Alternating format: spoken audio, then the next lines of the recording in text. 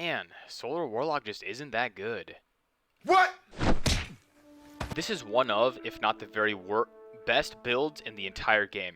You want 100 resilience for the 40% damage reduction, 100 discipline because on every piece of armor we have a mod that is centered around our grenade, a good balance of recovery and intellect, and anything over 70 intellect is a waste of stats because it's only seconds shaved off your overall super cooldown.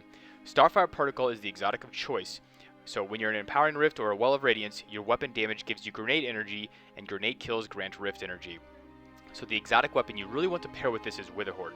Now keep in mind, you can only have one Witherhoard ticking on a boss at a time, and so if someone is already using it, Anarchy is the next go-to. Stick the boss and use a Demolitionist weapon to supplement your damage so that you never have to reload. Auto-loading linears are also nice here for no downtime in DPS.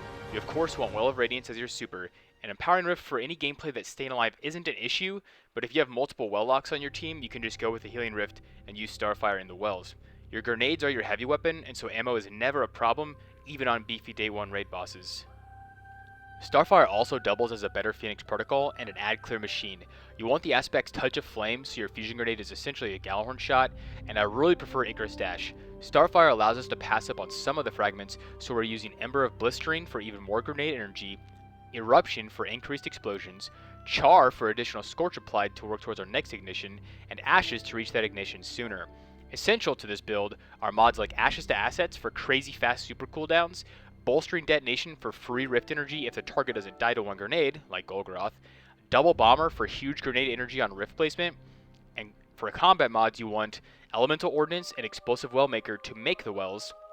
Both your grenade and melee count as explosions, Seeking Wells so you don't have to look down at your toes every time you're trying to pick up the well, and you want Well of Life for store value restoration, and Wrath of Rasputin to make the Warmind cells with any solar explosion, your Achilles SMG, or Witherhoard with the Achilles SMG out. Are Warmind cells bad? No, it's free damage, and if you want to get freaky you can put on Power of Rasputin or Warmind's Protection.